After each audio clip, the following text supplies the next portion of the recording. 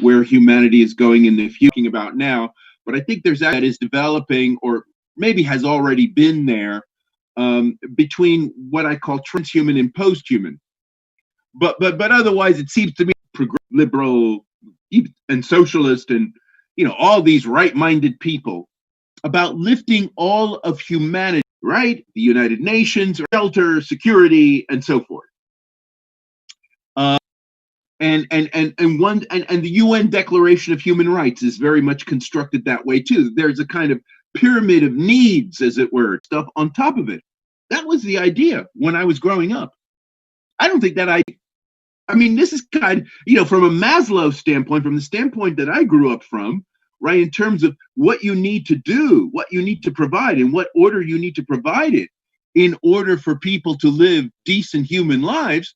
This has been totally blown out of the water because people who, in fact, live very insecure material lives have all the digital access in the world. Okay, this is weird, right? So there's a sense in which there's a kind of uneven development problem.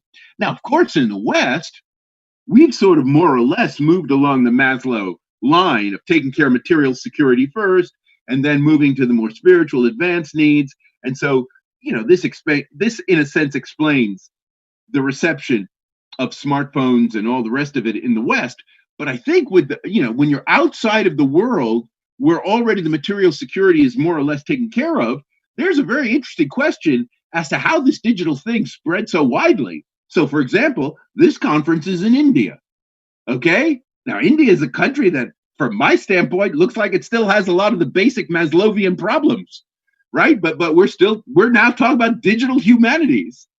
And I think that this is kind of interesting because I'm saying this not to fault India, but to say that there's a kind of shift in sensibility that's going on with regard to how we think about the human.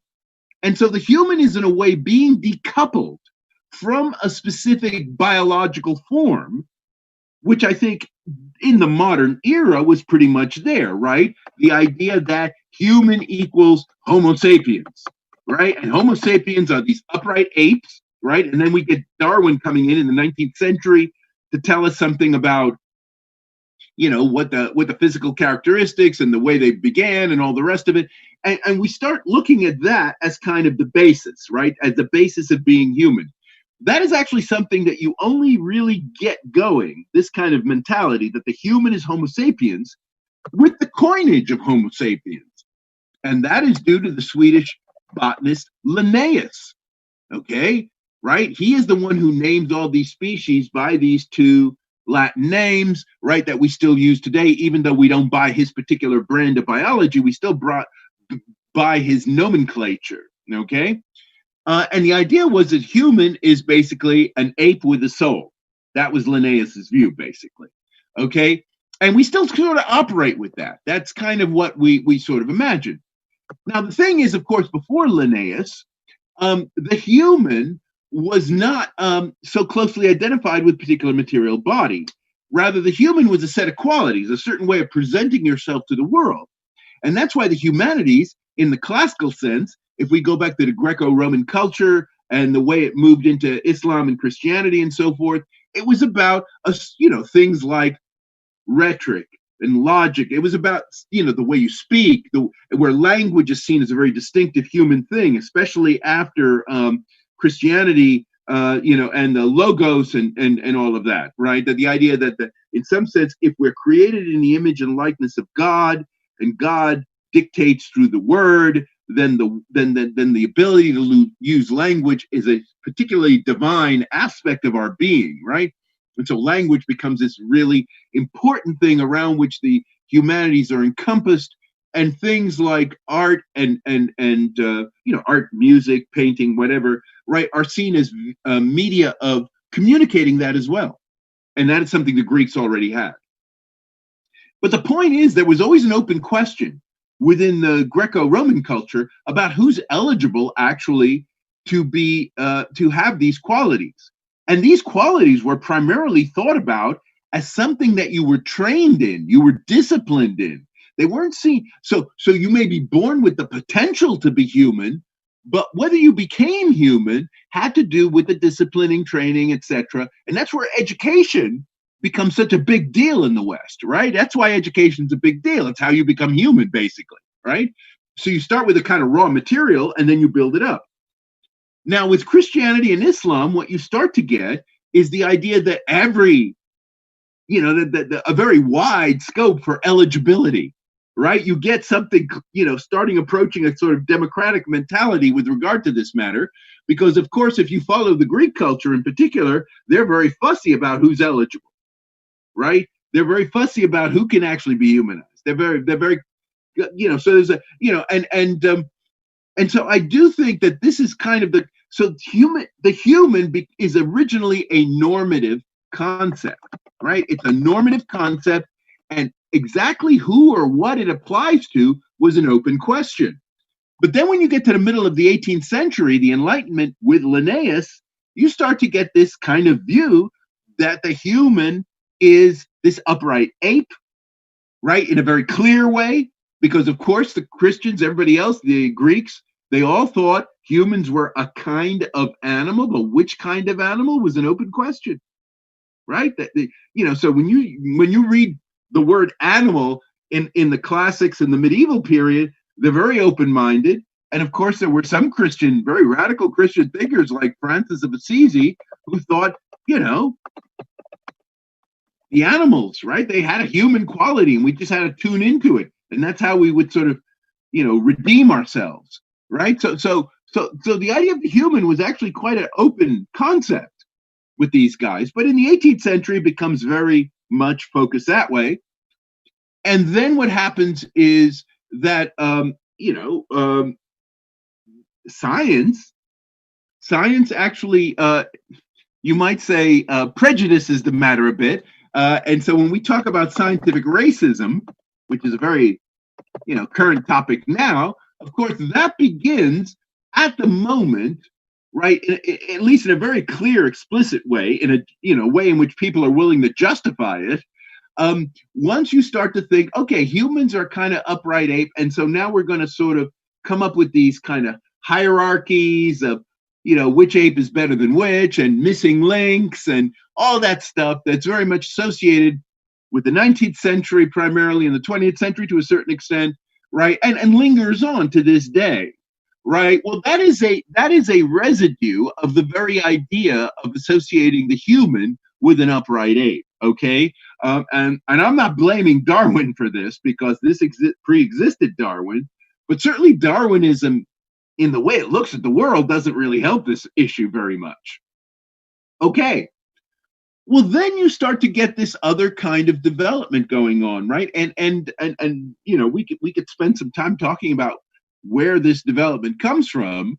But obviously this kind of idea of the human as a sort of pure concept, right, lingers and continues. And certainly ideas like artificial intelligence keep this idea alive, right? And if you were to look at the founders of artificial intelligence in the 19th century, so we're talking about people like Charles Babbage, who came up with the first kind of computing machine, and George Boole, who's known for Boolean algebra, which is the precursor to modern symbolic logic, which in terms is kind of like the Ur language of computer programming, right? This kind of stuff. If you look at these guys in the 19th century, these guys from a religious standpoint are Unitarians, okay? And what Unitarianism is, this kind of, you might say, a view that sort of accepts human exceptionalism, right? But believes that in a sense that no religion has a monopoly on it, right? So humans, in a sense, do have a kind of divine thing that separates them from nature, but it is not, as it were, the ownership or the property of a particular religion. So they're sort of post-Christian in this regard, right? Unitarianism. You may know about people like Ralph Waldo Emerson and the Transcendentalists in the United States. Very similar kind of guys, okay? So there's a sense in which there's an idea that there is a kind of distinctive set of qualities that are human, so they still grant that idea, but in some sense it's detachable or semi-detachable from particular physical embodiments, insofar as you can imagine the body radically transformed and changed in a way to actually make those human qualities more manifest, amplified, enhanced, etc. Right? And people thought about this in various kinds of ways. And of course, the issue, I mean, this is where it's very interesting from the standpoint, because this is basically where transhumanism comes from, right? Transhumanism is about taking the properties, the concepts, the ideas of the human. So we're talking about consciousness, we're talking about meaning making, we're talking about rationality, we're talking about all the things that, at least from a historical standpoint, people have generally invoked to separate the human from the non-human. Okay, we're talking about that basically. Okay, and then thinking about, is the body that we're in the best way to manifest them? Right? So you look at the question that way, right? And of course, in the 19th century, when we're talking about the Industrial Revolution and this whole possibility that humanity can radically reform itself, right, in the sense of reconstructing the environment, reconstructing everything, right? The world, this is what modernization is about. It's a real radical reconstruction of the space. And so when people talk about the Anthropocene today, right, positively or negatively, right, they're talking about the way in which, humans have had such a massive impact since the Industrial Revolution that we've radically transformed the planet climatically and all the rest of it. The question, of course, is whether we've sown the seeds of our own destruction, but I'll leave that issue to one side. But the point is that this whole mentality is largely about a certain kind of indifference or open-mindedness with regard to materialization, right? Because if you believe, it's my consciousness, it's my rationality, it's my ability to find meaning in the world, that's what really matters, right? Then you might be willing to actually trade off a lot of things from a material standpoint in order to realize them. Okay? And I think it's this kind of mentality that leads to transhumanism. And the original manifestation, if you go back to the 19th century, is artificial intelligence. The idea of designing machines that might actually be able to do better the kinds of things that we normally think ourselves of being able to do. Right? Because technology has had this kind of dynamic, right? So the idea, if you look at the history of technology, so think about technology for a moment, from its most primitive forms. Most of it, almost all of it, has been about, in some way, alleviating the suffering of the human from doing something, right, that they would have to do for themselves because of their physical limitations, right? And so first we go to animals, and we have animals doing this stuff for us, right? We breed animals and all that jazz, right? But then after a while, we actually come up with machines, and we have machines that can do the stuff better than we can. And of course, we normally think about this in terms of replacing physical work, but of course, replacing mental work, right? Intellectual work, right? That's part of the history of technology too. And so when we get to artificial intelligence and its beginnings in the 19th century, it's the same idea, basically, right? And that human beings, in a sense, part of our divinity, part of our divine spark, as it were, is that we can do that. We can kind of offload, right, a lot of our capacities. We can kind of, in a way, reserve for us what only we and our physical bodies can do for ourselves, right?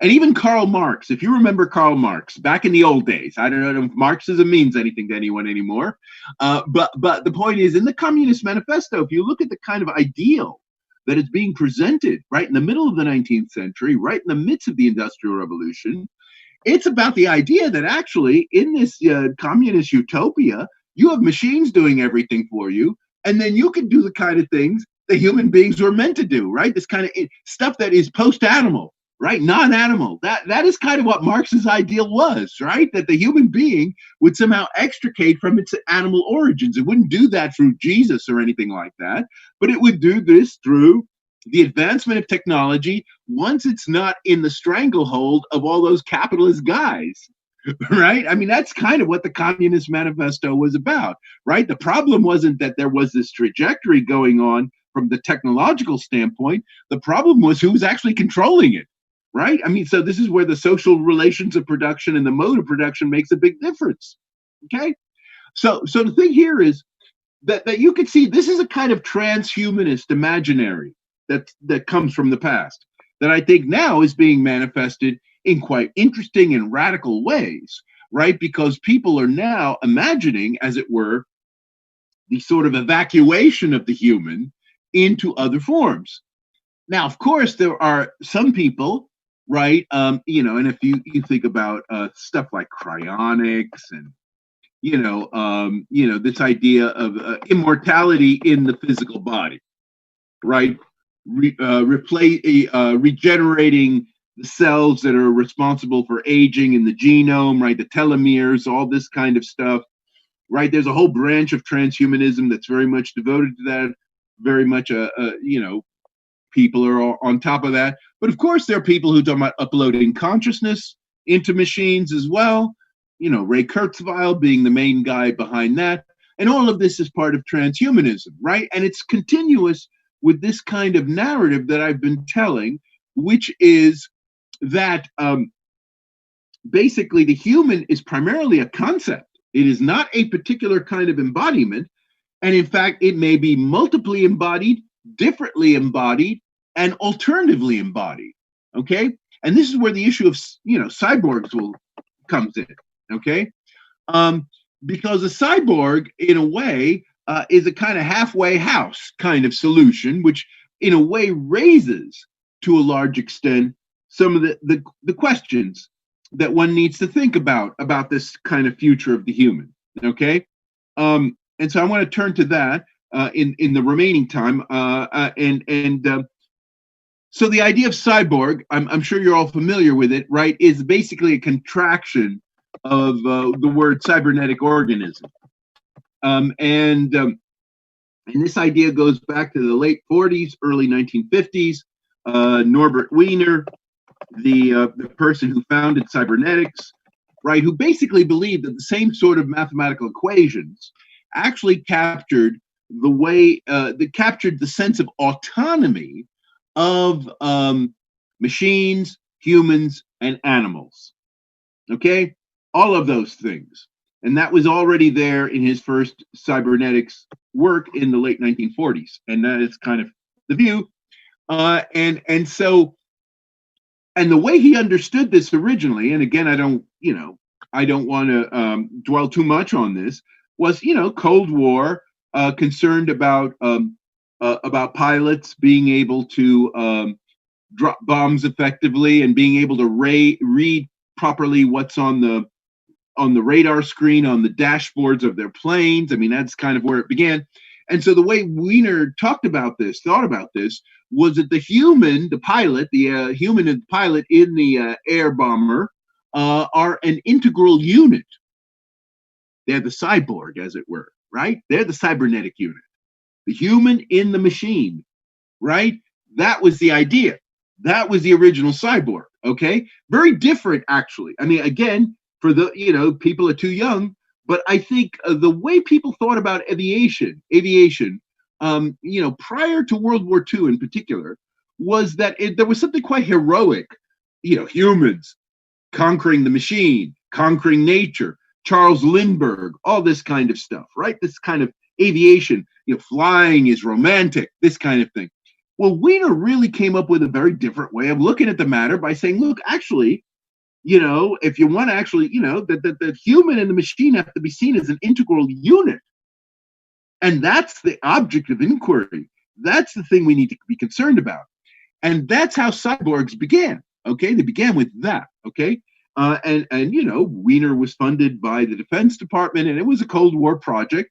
And Wiener, again, I don't want to go into his life, but he became very morally concerned as the years went on. Okay, and I think that's the frame in which you need to enter the discussion of the cyborg. Is this idea of the human being enhanced by being integrated? Okay, and this is where the post-human comes in.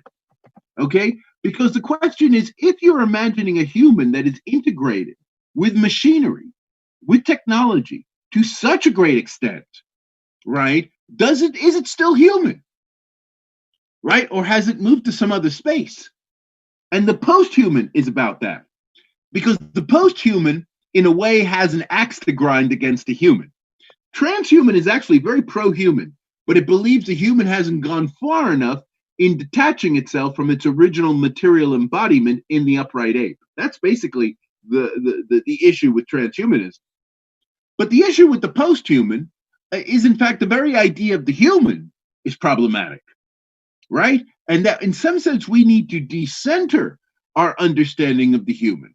And see, this is where the notion of the cyborg becomes a very contested place between the transhuman and the post-human, because the cyborg was quite clearly seen, I think, in a transhuman frame.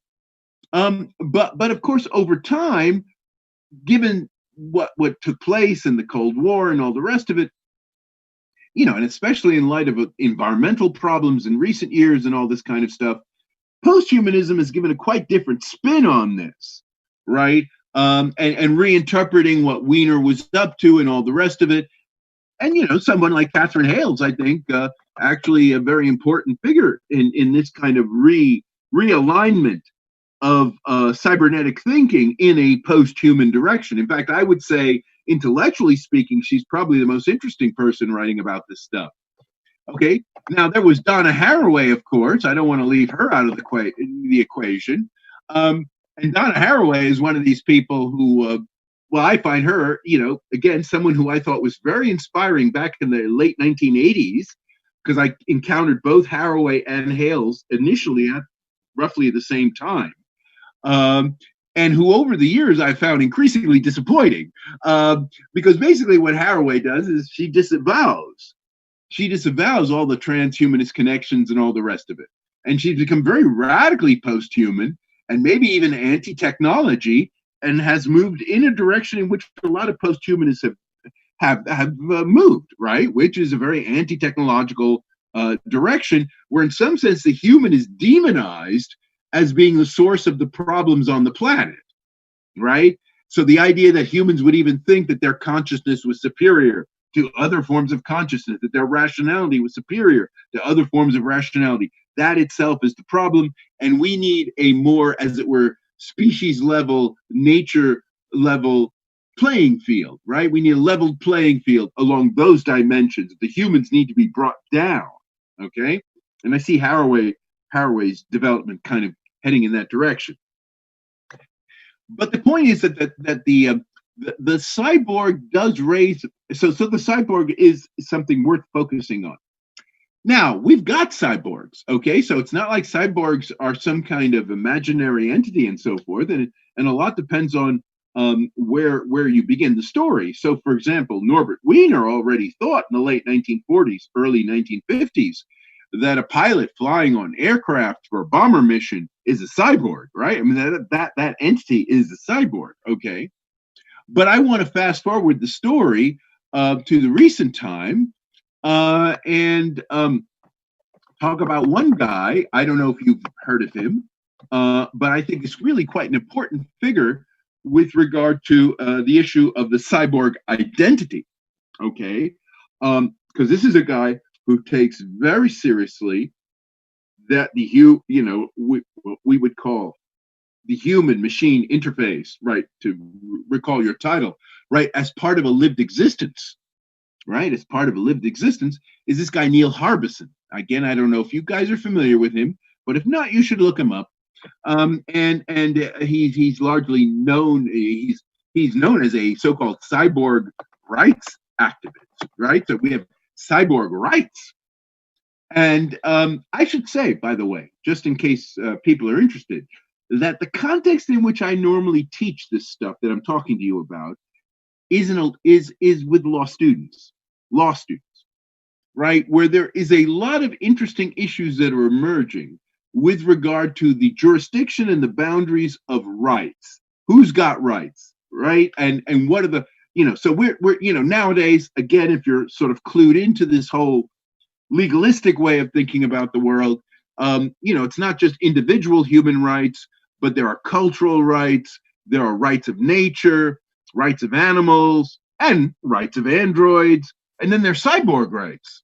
Okay, and then the question is, what is going to be the legal framework within which we actually think about this stuff?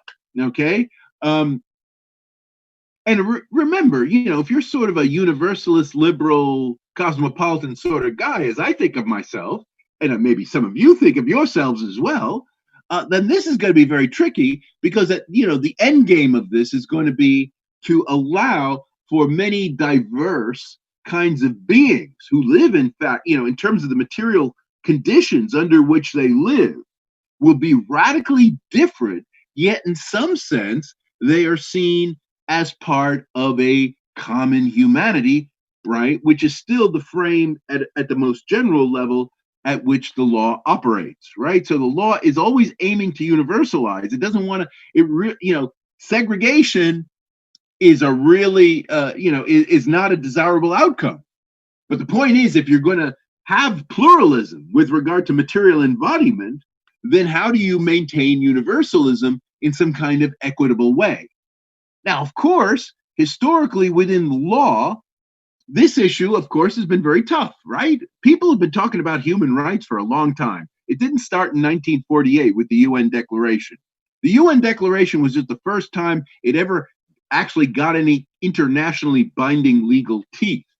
And even then, it's been pretty limited, frankly, right? But the point is, it took till 1948 for that to happen. And it took a world war, for heaven's sakes, right? But before that time, these ideas had been floating around. And then the question becomes, what do you do about diversity under these circumstances if you expect all these different beings to be living in the same society under such different material conditions, right? I mean, I think it's very easy to talk about this in terms of inequality, but inequality is a term, and people who talk about it a lot these days perhaps don't quite recognize this, that inequality is a term that presupposes a common standard of equality. A common standard of equality. So what is that standard? What is that standard by which all of these diverse creatures are supposed to be living together, right? Issues of, and in the history of this idea, citizenship is an interesting issue.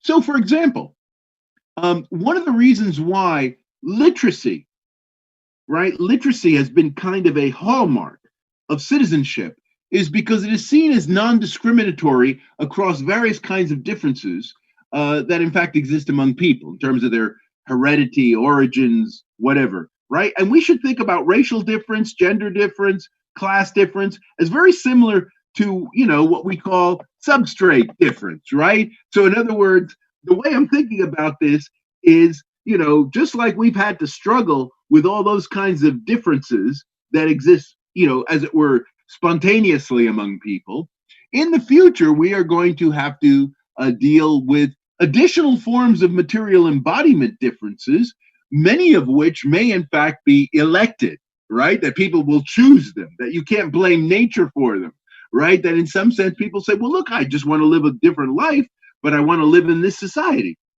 okay? And that's where issues of cyborgs become very interesting because that is part of the mix. Okay.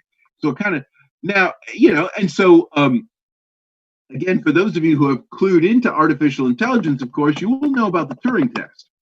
And people have criticized the Turing test. So the Turing test is basically, from the standpoint of this argument, it is the idea that people that basically you're trying to tell the difference. Originally was trying to tell the difference between men and women. It was part of a parlor game, right? Where basically people would submit answers to questions and they would do it, they would be blindfolded, and then you'd have to guess whether the person who submitted the answer to the question was a man or a woman. That is the origin of the Turing test. Okay, it was a kind of parlor game people played. And then, Turing, mathematician, right, who broke various kinds of codes in World War II, right? he thought about this and he said, well, you know, we can raise the stakes on this, right? We could say, well, okay, supposing a compute, you know, you know, you don't, again, you're blindfolded, and you say, okay, I'm going to ask a question, and a series of questions maybe, and I'm going to say, oh, and you know, you got a computer and you got a human, and they're both giving answers, and all you're looking at are the answers, and you have to figure out which is the human and which is the computer. Aha! You see, and it seems to me that this is kind of this has always been this has been a very this is like a literacy test, right? This is a bit like a literacy test in terms of how you establish citizenship, how you establish some kind of playing field of equality. And I think we're going to be faced increasingly with this kind of matter, right? And if you look at the way artificial intelligence develops, right, where people are saying, you know, that machines can outperform humans and all the rest of it, you know, that you know, there's an issue of, you know, why should we, in fact, go for the human when we have the machine who can do it better? And so technological unemployment, I don't want to talk about this, but that's also part of the mix. Harbison, I want to say a little bit about Harbison, because Harbison is a guy, right, who has color blindness, right? He's got color blindness, but he's got this antenna sticking up from the top of his head, okay? And that enables him to translate auditory impulses into color, right? So he is, as it were, prosthetically synesthesia, right? Synesthesia. Let me just get it on there, right? If you are familiar with this idea, synesthesia, right? That he is able to translate sound into color, okay? And he's got this antenna that enables him to do it. And he is a real cyborg, and he's the one campaigning for cyborg rights. Okay. Now, here's what I would want to point out about all this. First of all, the fact that Harbison has an antenna, right, is to do with the fact that he is officially disabled. So, in other words, part of the preconditions at the moment with regard to how you become a cyborg in this kind of very substantial way we're talking about, is that you have to be disabled in the first place. I can go, I'm not going to talk about this, but there's a reason why that's the case, because one might find that very strange. In other words, it would actually be very hard from a legal standpoint for you to suddenly want to get this kind of thing that he's got if you're not already disabled. Okay? Stephen Hawking. Think about Stephen Hawking, the late Stephen Hawking, the physicist. Same deal, right? This man was like a cyborg, total cyborg, no doubt about it, total cyborg. Of course, we treat him as a human, and the conventional answer to that is that he was born a human. Now, I don't know if that's quite a satisfactory answer, right? Now, this is not to say I wanted to, you know, but it does point to a certain kind of residue of biology that's still there with regard to how we define what's human, right? So, in other words, you know, we somehow have to refer to that, because even though we've got this guy who most of his life, where he was most productive, was 75% machinery, okay, nevertheless, we call this guy a human being, okay? That's kind of interesting, but he's a cyborg, right? And the point is that the disability issue, right? So Hawking had motor neuronal disease, right? This is what he died of eventually, right? But he was a cyborg, and most cyborgs are of this kind. Now, you see, Harbison is claiming, well, first of all, you shouldn't have to be disabled to be this thing, right? And so when I talk about, so I've been on panels, for example, in conferences where people are talking about, you know, becoming cyborgs. And, you know, so in other words, there's nothing wrong with your body, right? Nothing wrong with your body. You're perfectly healthy, blah, blah, blah. But you somehow like the idea that you would even maybe replace a limb or implant a brain chip that radically transforms the way you think, right? There are a lot of takers for this idea. There are a lot of people who would go in for this, okay? I'm not saying it's the majority of people, but there's enough that would actually make a difference to society. You only need like 10% uptake of this kind of idea, of people volunteering to become cyborgs, not in some relatively superficial sense, perhaps, which some of the bioart people, perhaps, you know, you might think. But I think these bioart people are, in fact, as it were, symbolizing or presaging a kind of larger development that could be down the road where people would actually do much more substantial self-transformations technologically, right? Which would actually change their powers. Um, and here I think it's important that we draw a distinction when we think about what's actually going on with a guy like Harbison, because Harbison largely makes his income by being a musician, right? And in a sense, being able to translate color into sound, and then being able to process that as a kind of performance art in music. And again, I recommend that you have a look at what he's up to. And it's really very interesting. And it's a new kind of artistic aesthetic dimension, right, that otherwise wouldn't be there if he hadn't had this antenna implanted on him. So there are two things going on with the cyborg, and I want to mention this. One of them is, and it's a distinction that some of you may already be familiar with. One of them is the virtual reality, and the other is the augmented reality. And that's what the cyborg thing, in a way, poses before us, right? To a large extent, the reason why cyborgs are allowed to, to be, you end up getting implanted with brain chips and prosthetic limbs and antenna in the case of Harbison, right, is because in some sense, you want this technology to do the sort of thing that your biological body cannot do, right? That's the idea. Right? So you're simulating, and that's what virtual reality is about. Simulating. You're simulating stuff that normal people can already do for themselves, but you're going to do it, right, with technology. Okay. But then there's augmented reality. And this is where it gets interesting and moves us into the transhuman. Because augmented reality, and this is a common feature of technology throughout the ages, right, is that along with the kind of efficiency gains, you might say, and the way in which technology can do the kind of stuff, for you that you would have to have done for yourself in the past, right? Instead of beyond that, which is true, and that's kind of the virtual reality side, there's another dimension to it, and that is the unintended consequences, as it were, the externalities of new technology. And we can think about externalities two ways, of course. In economics, we talk about externalities in two ways. One of them are the negative externalities, right? The way in which it causes trouble for the environment, for other people, whatever. And new technology definitely has that. You think about the automobile when it was introduced back in the early 20th century, right? It destroys the environment, it gets rid of horses, causes all kinds of issues, right? That's a negative externality. But then there are positive externalities. And that's what augmented reality is about, because clearly a guy like Harbison can end up, as it were, making a certain kind of music, right? A certain kind of art form that would not have been possible, right, had he not had this antenna, right, that is able to translate the color into sound. Okay? So synesthesia, and this is why psychologists and aestheticians and all sorts of people are very fascinated by the idea of synesthesia, where in some sense, one sense is able to translate the other, and then, as it were, project a new reality that isn't just a simulation of the old reality, but is actually a new reality. And that's what augmented reality is about, right? Augmented reality, and this is what the cyborg vision promises very strongly to people of a transhumanist sensibility.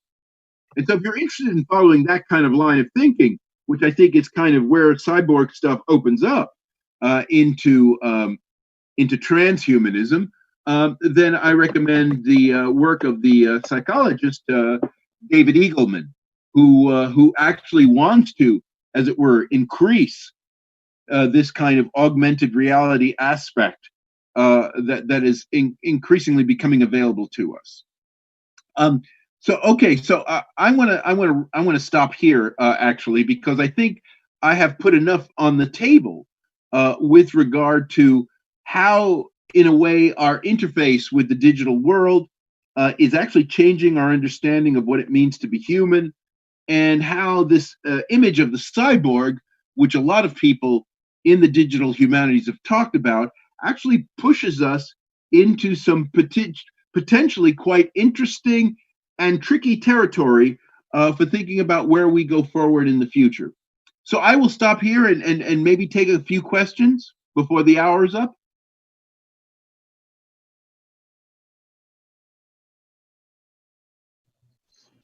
Professor Fuller, you have really given us food for thought, and you've given us some very interesting interpretations, and some of it is quite.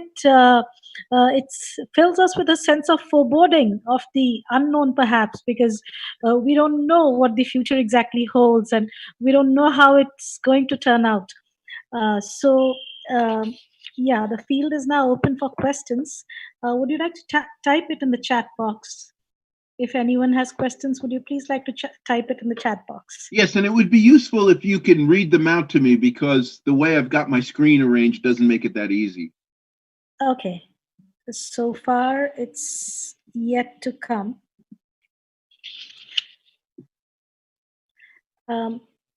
Okay, I'd like to ask something. You were talking, Professor, about the concept of plurality and inclusiveness, or having a level playing field, or the very concept of inequality, presupposing that there is a standard, common standard for equality.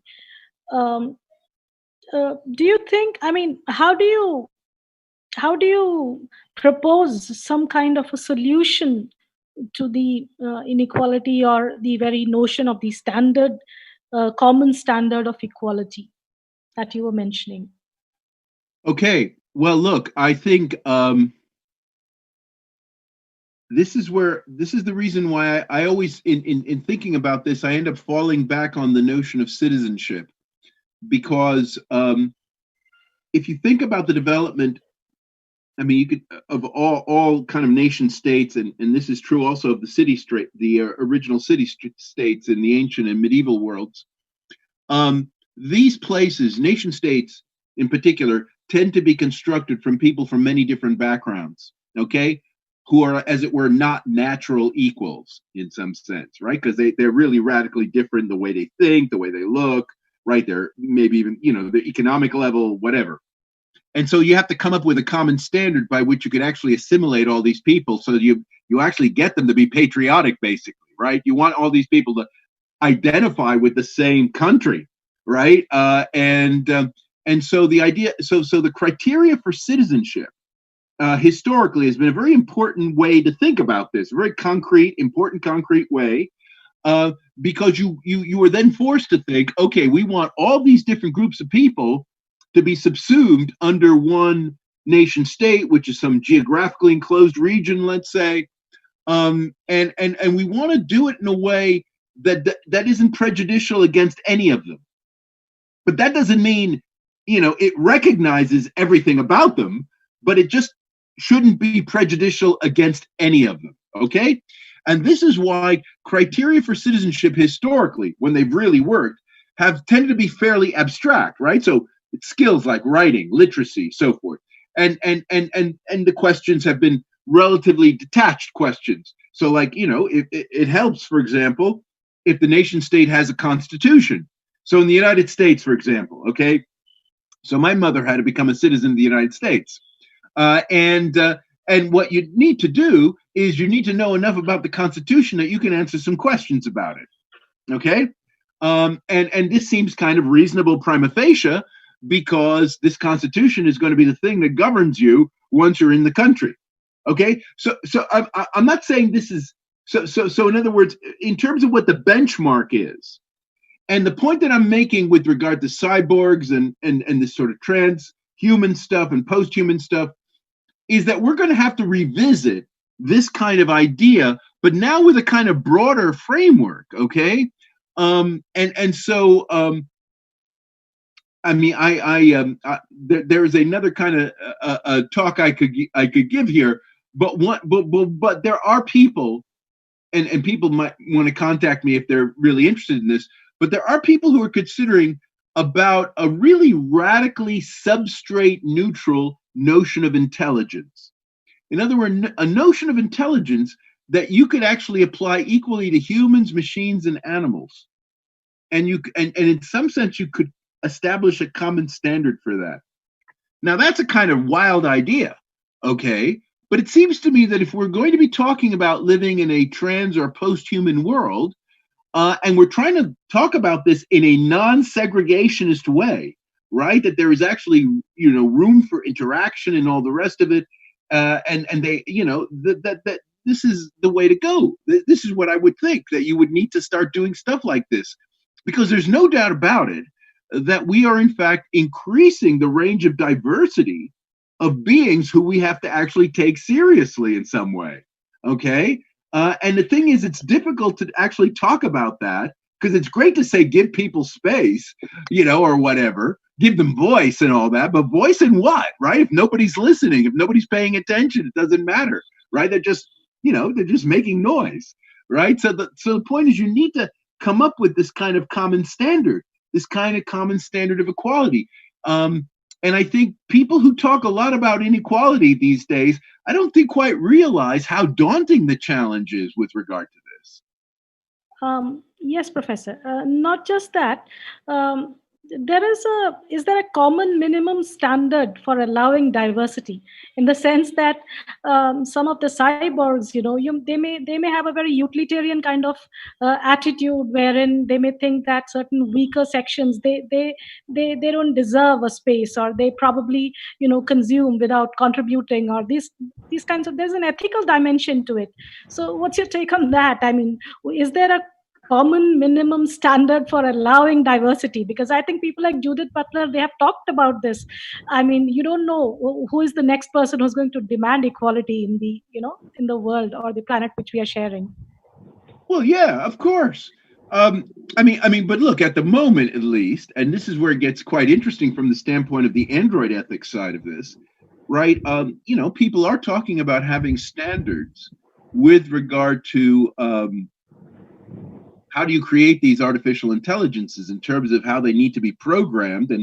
And so I do think, this is why I really think it's important that people from, let's say, the Judith Butler side of the argument, kind of primarily humanistic people, don't get too critical, or not critical necessarily, nothing wrong with being critical, but don't get too deconstructive or too nihilistic about algorithms, because there is a very interesting issue about how do you actually program a machine so that it might avoid the kinds of problems you're talking about. Okay, so I agree with you. But at the moment, of course, human beings are the ones who are primarily constructing these machines. And so there is a sense in which we can actually put some regulation on the kinds of machines that are being constructed, and especially if we're going to start to give these machines rights, because I do think the thing that we do have to face is that increasingly these machines will have a kind of autonomous status. And so then it becomes very important how they are created in the first place. And I think the way to look at this is very much about the issue of the role education played in the late 18th century, early 19th century in Europe with regard to liberalism, right? So the idea was what you see going on simultaneously is, on the one hand, this idea that individuals have the right to be free and they can go into the market and they don't have to, be the same job of their parents and so forth. But at the same time that's happening, there are people saying we need to educate these people.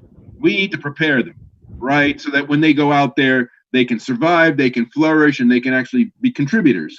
I think this is the way we should think of these machines, right? Namely, that in some sense we are producing these autonomous machines with increasing powers, but we also, in terms of the way we program them, right? And this is where, in a sense, programming the machine is like educating the person, right? That we need to put in certain kinds of rules, certain kinds of ways. I mean, and one could be very clever about this, let me tell you. And that's the way we should be thinking about it, so that we are actually confident, or at least we are willing to let these people go out into the world, as it were.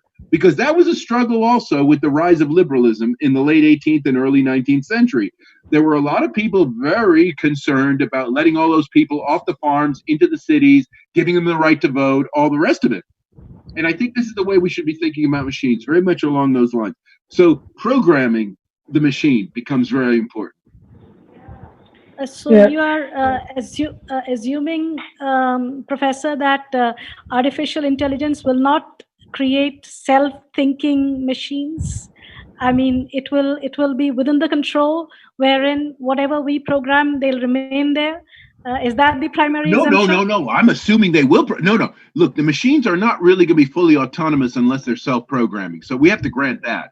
But again, if you look about what the whole point about educating people to be free was about in the early, Humboldt and all this stuff that we still pay lip service to, it was about educating people to be free. Okay, and in a sense, imagining that the future that these people, this young generation, new generation that are trained, will provide, will in fact be an advance over what previously took place, right? This is where the Humboldtian revolution in the university and the whole education system in the early 19th century was so important. Because prior to that point, education was largely about reproducing the past, right? It was largely about reproducing the past.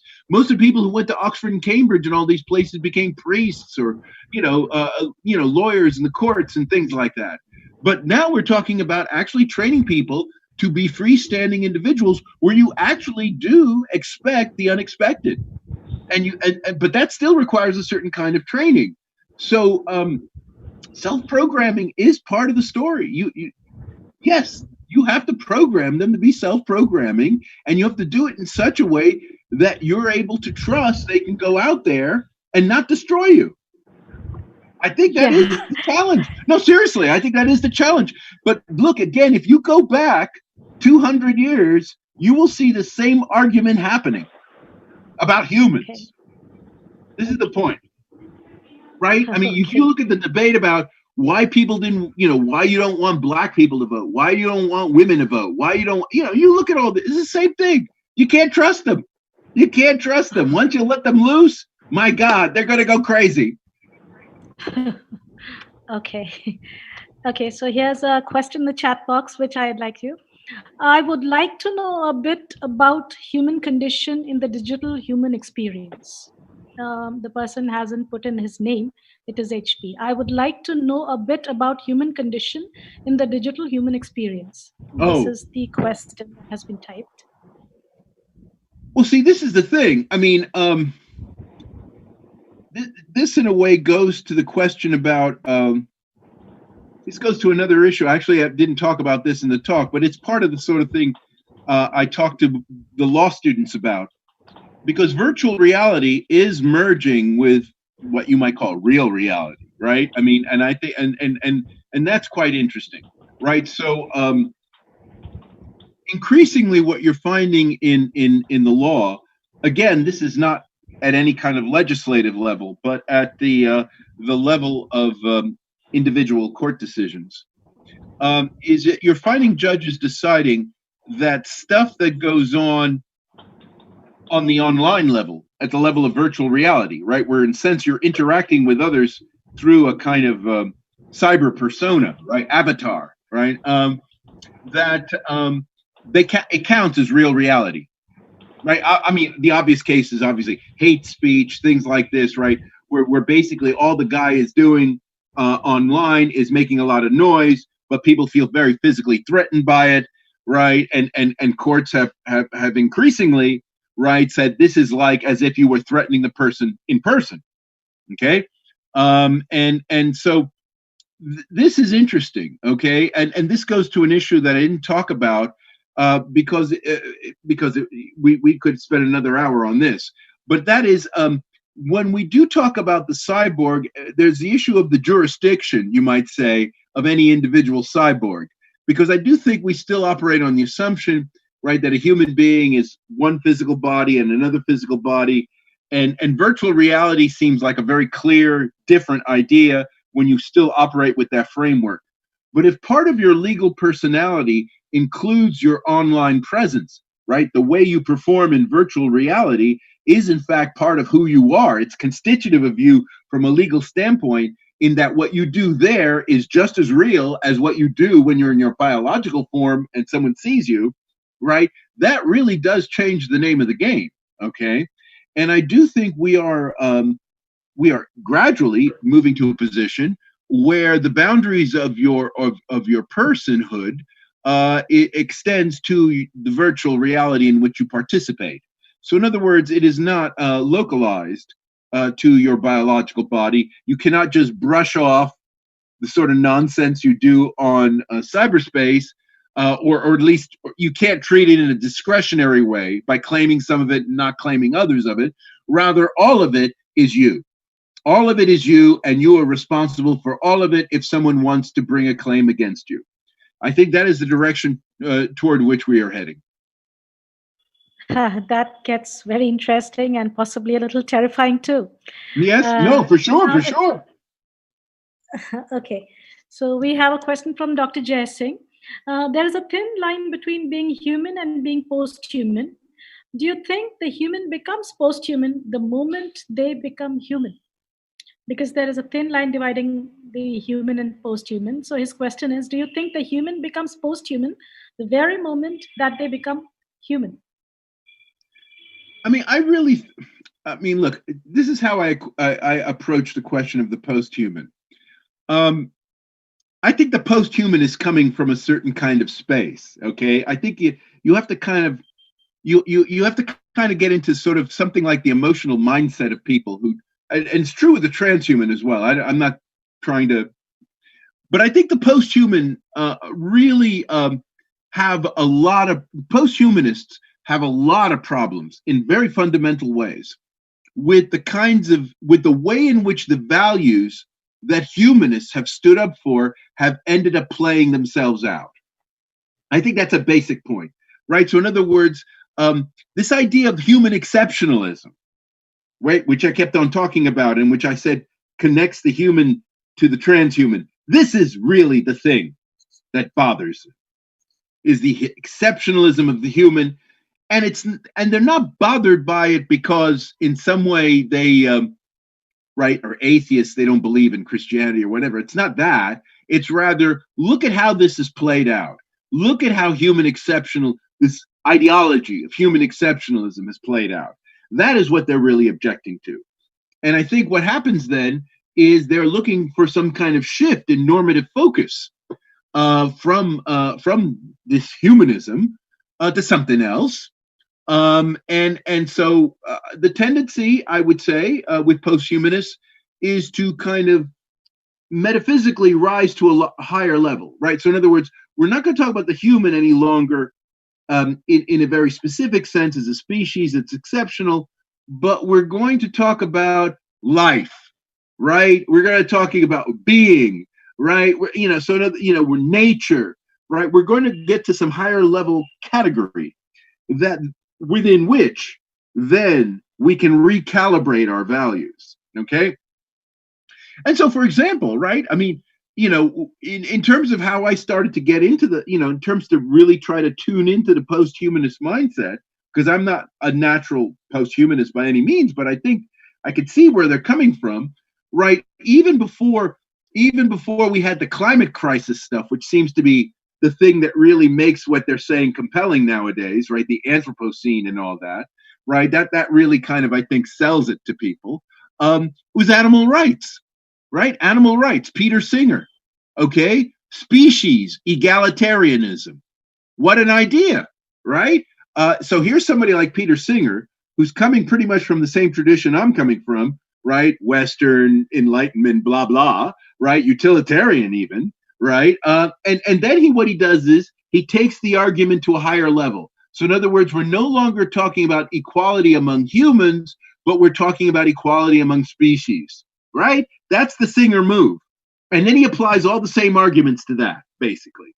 And it has some very interesting consequences, right? For just how important human beings are in the scheme of things when you go down Peter Singer's route. And I'm not saying all post-humanists believe in what Peter Singer is saying, but you really very quickly get a kind of shift with regard to how do you want to regard fetuses, and how do you want to regard infants even, and how do given all the other creatures that demand are concerned and so forth, how do you want to deal with old people, how do you want to deal with disabled people, right, given all the other creatures that we need to be concerned with, right?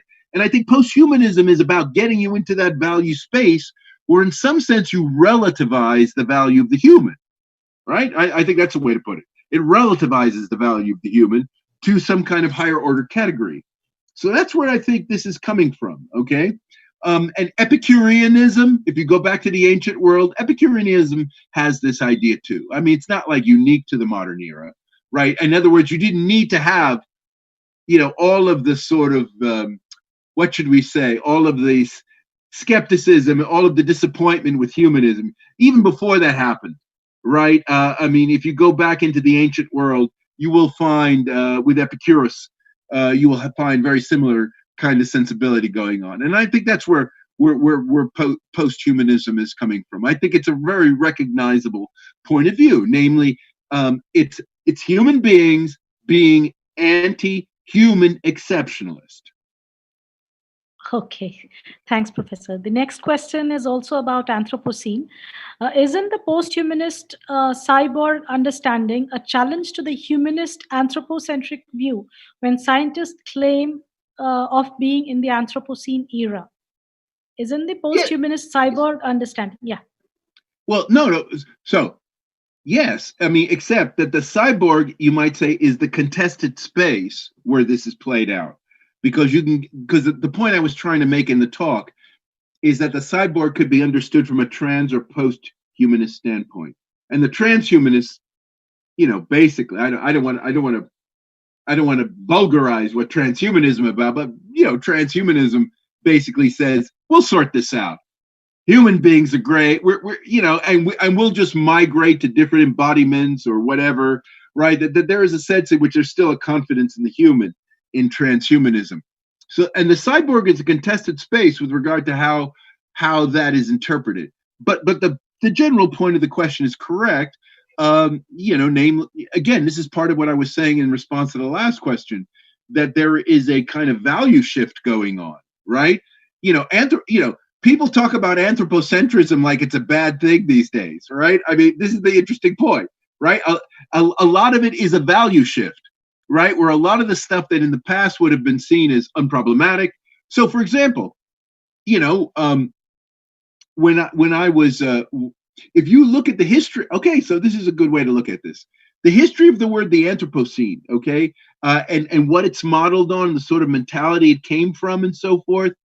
Well, if you were to go back, let's say, to the 1960s and 1970s, right, where you had a lot of thinkers from many different angles talking about, as it were, the humanization of the planet, okay? And they weren't just talking about, everybody being lifted from poverty and all that stuff, though they were talking about that too, but they were talking in addition to some kind of, transcendent notion of humanity that would be realized in the planet, because part of what we will have done would have been to have disciplined the planet, make it as human, friendly, and acceptable as possible, right? And a lot of people, so I was trained by the Jesuits as a kid, right? And some of you may know there was this guy, Teilhard de Chardin, okay, who talked about the noosphere and all of this. He was talking about a certain kind of Anthropocene that was very positively regarded. And in the early era of the environmental crisis, when it first becomes really politically relevant in the late 60s, early 70s, people were of two minds about this, right? People were not necessarily as pessimistic as the people of the Anthropocene are today, but rather they thought this was the growth pains of a new era in which we would somehow turn, the Earth into some, and this is again was spoken about in a very positive way, fully artificial environment. Fully artificial, right? In other words, we would have science, technology kind of encompass and discipline and train nature, right, to make humans, flourish in a maximal way. Okay, that kind of idea was a kind of version of the Anthropocene that was around when I was a kid. Okay, now of course people have become disaffected with this, but I'm just saying the issue here that we're talking about is about reversing value stances. I think a lot of it is about a shift, a reversal in values about issues and how you see things developing. Okay, thanks, Professor. There are two more questions. I hope it's okay for you to take it. Sure. Yeah. So this is again from Dr. Jay Singh. Samuel Butler in his Airborne discusses machines as an extension of the human. And Deleuze and Guattari also talk about social machines. And you have also talked about the relationship between humans and machines. When people who are to some extent anti-technology, are they post-human or are they something else?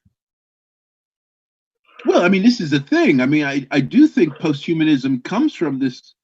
Posthumanism does come from this rejection of technology. I think there's a very interesting book I would recommend in regard to this. I mean, very often the people who write the best about stuff are the people who are opposed to it. Okay, let me just rather than the people who support it. The people who support it often have blind spots with regard to what they're supporting, but the people who write against it often really do see kind of the other side. And so I want to recommend a book with regard to this, and that's some of you may know David Noble, a historian who died maybe 10 years ago now, American Canadian historian, wrote a book called The Religion of Technology. The Religion of Technology, it's called. Okay, and he is really very good in showing a kind of straight line.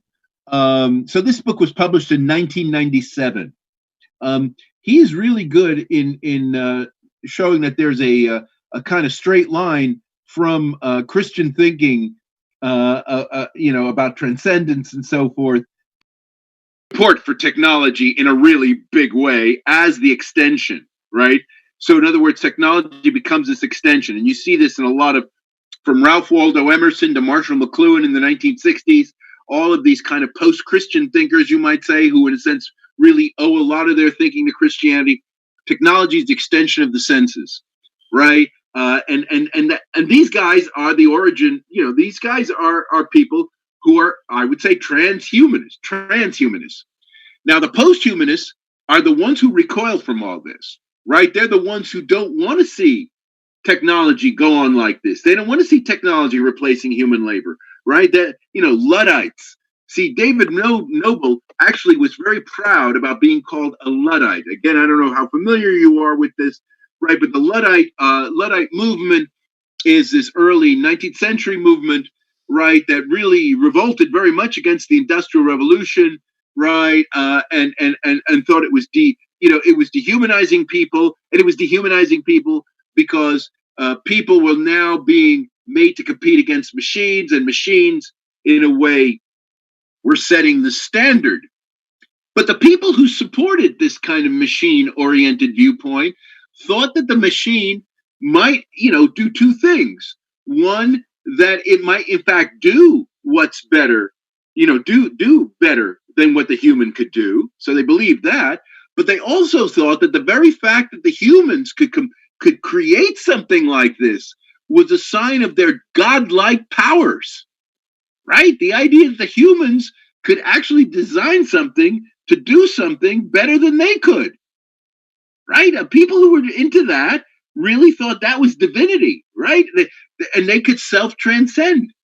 And so I do think you need, and so the Luddites, right, the people who were against this kind of, extended machinic worldview, right, were people who, in a way, were still very much attached, and I think this is true with a lot of the post-humanists today, are still very attached to some kind of, what should we say, pre-human notion of nature, right? I mean, I don't know if you guys buy into the idea of nature, but I think post-humanists do. I mean, I think they do. I mean, they may not want to admit it, but they sort of think of a kind of world before humans, right? And they think that the fact that humans survive is because in some way they still conform to some kind of pre-human view of nature. They don't really quite imagine the idea that the human might radically transform nature in a way that was different and yet sustainable from the pre-human nature. Okay, I think that's where post-humanists are coming from. And a lot of those guys who you mentioned there, right, are on that wavelength as well, right? That we need to somehow go back to nature. Okay. Now, this one is from Kirtana Nair. She's asking, isn't post-humanism a label with varied, disputed, and ambiguous definitions like human? Can we term anything that succeeds or replaces humans as we understand the species now, naturally or through human intervention, the post-human? Can we term anything that succeeds or replaces the humans naturally or through human intervention as the post-human? So I think it is related to the previous question, perhaps. Yeah. I mean, the point I would make is, again, looking at how this term post-human comes into being. When post-humanism, if you look at the people who, let's say, 20, 25, so go back to the period when Catherine Hales and Donna Haraway were first getting off the ground in the late 80s with this stuff. The word post-human actually was a pretty undifferentiated word, okay? And this is why cyborg was so fascinating, right? Because there's a sense in which you could have a transhuman or a post-human way of looking at it. But these two terms weren't really so clearly distinguished back then, okay? This changes, I think, and this is, and what I'm saying about that, about the origin, carries on pretty much until the early 2000s. I think one thing that really made a difference in terms of distinguishing transhuman and post-human, again, was again, this is an issue that we could spend a lot of time on, is George W. Bush, if you remember that guy, right? He had a bioethics panel, which was very much concerned about whether stem cell research, embryonic stem cell research, right, which would be basically using these stem cells to grow organs for people, whether that should be funded by the federal government, because there were a lot of religious people who basically were saying, that this was unnatural, right? And in fact, Bush prevailed on this, and so even though there is stem cell research conducted in the United States, nevertheless, the federal government doesn't do it. Someone else is doing it, right?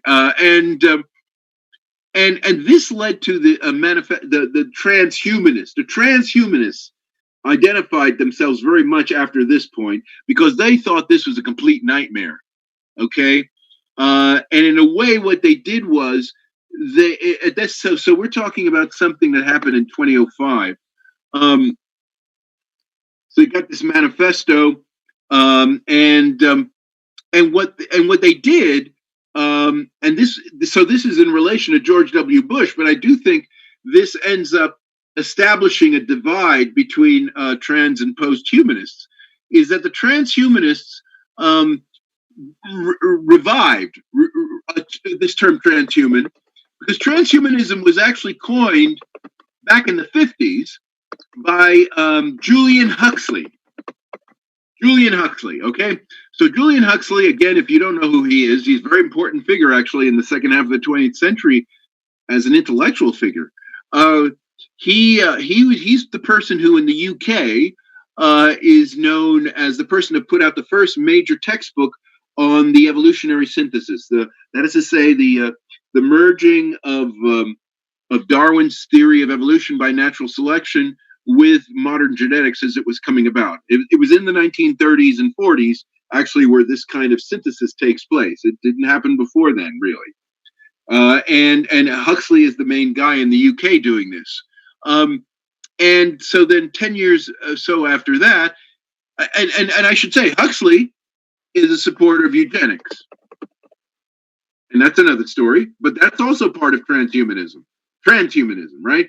The idea, and this was part of Huxley's vision of transhumanism. And this goes to the way the questioner put the question. Because Huxley believed, because here's Huxley, I don't know if this name means anything to anyone, but of course his grandfather, Thomas Henry, was the great defender of Darwin. But one of the things that's been very constant across this whole Huxley trajectory, this whole family of Huxleys, and I've known a couple of them myself actually, is that they're always very vexed about the human exceptionalism issue, right? So Darwin kills human exceptionalism basically from biological standpoint, and post-humanists are generally okay with Darwin. Transhumanists have a problem because, in a sense, transhumanism wants to reassert human exceptionalism, but do that within a purely naturalistic scientific standpoint. They don't want religion, right? And so they got to think about how do you reinvent human exceptionalism? So Julian Huxley's answer, which is what the transhumanists pick up on, in the early 2000s after he put it forward in the 50s, is that human beings. So whereas all biological species are forced to obey natural selection, right? They have no choice in the matter. That's just the way the world works. Human beings are the first species to actually know it, to actually understand it, right? And so, in other words, human beings have a kind of second order understanding of life that is lacking in all the first order biological creatures, no matter how smart they are. That humans are the only ones who actually understand the theory of evolution, basically, right? The humans are the only ones who know the science. And as a result, this is where Huxley's interesting normative point comes in, and where it ties in with eugenics. They have incurred evolutionarily a responsibility to steer the planet, right? To be in charge of the gene pool, of everything, basically, right? And this is the great cosmic mission of humanity. And Huxley, as a result, was one of the big supporters of Teilhard de Chardin, okay? And this is where you see the science and the theology coming together. And there was all this stuff about, evolutionary humanism and all this stuff that was very popular actually in the 60s and 70s. And this is where Huxley comes in. And it's that sensibility that somehow human beings, for whatever reason, have this distinctive capacity to actually understand and therefore have an obligation to steer evolution.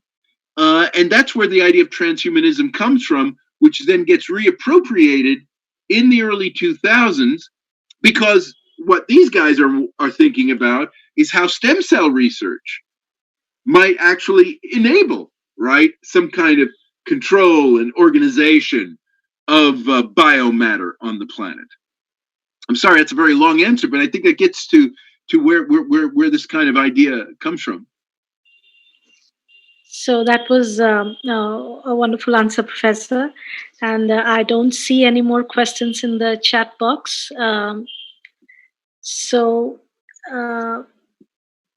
may I invite Dr. Rose Marin to propose the vote of thanks. Can I ask you a question before we? Yeah, sure, Professor. Is this being recorded? Yes, that is. It's okay. No. I would prefer to have it recorded and posted. If for what? Yeah. I am recording it and I will send it to you. So will it be posted? Oh yes, it will be posted on the college website. Yes, because that's important. Because I think there are a lot of really interesting, important issues here that are raised, and yes. I would like to be able to advertise this. Yes, definitely. We shall provide you with actually this is also being broadcast simultaneously on YouTube.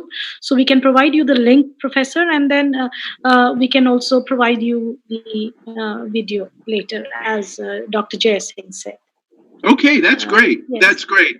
No, because I think this was really, I found it very useful. Yes. No, I really appreciate your inviting me. Yeah. We will provide you, sir.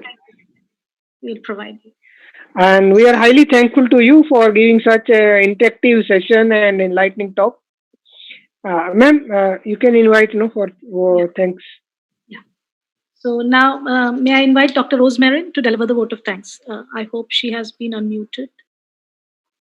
Yes.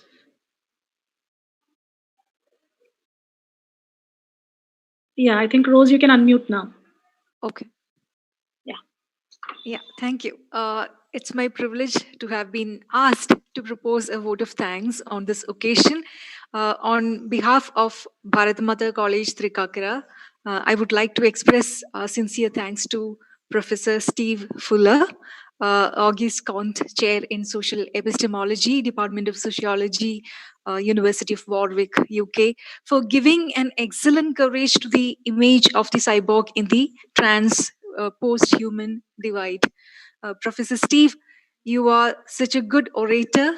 Thank you for your lucid and terrific presentation, which drew and held our attention for um, almost an hour and a half, which is not an easy feat, especially in a webinar.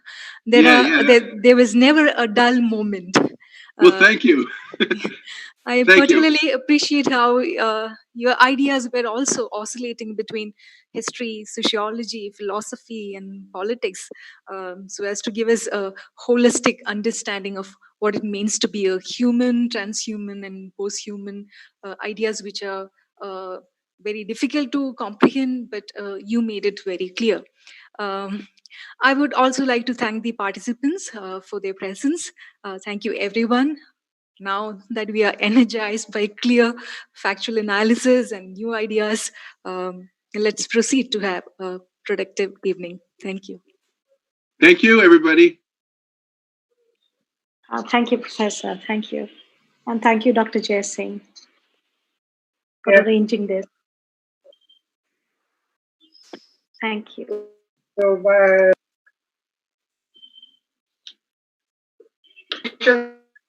in future. That was not clear. Dr. Jay Singh, that was not clear if you were speaking.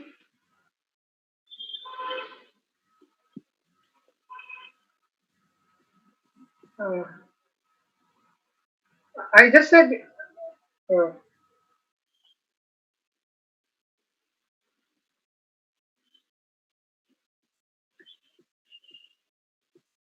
We have to move on to the next paper presentation session. I think Sabita is in charge.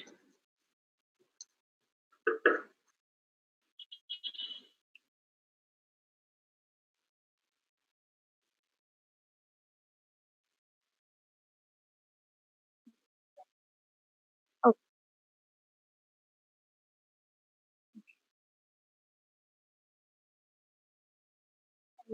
So the next two paper presentation sessions, they are in Google Meet. So we are winding it up now. Thanks, Tara, for telling us. So thank you, Professor. Thank you, Jai Singh ji, and thank you all the participants.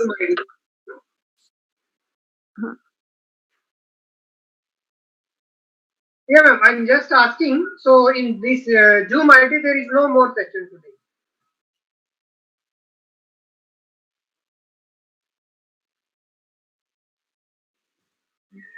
So thank you. Okay. And it was a wonderful session and very interactive also. Yes, very much so. Very much so. Yeah. Okay, so bye everyone.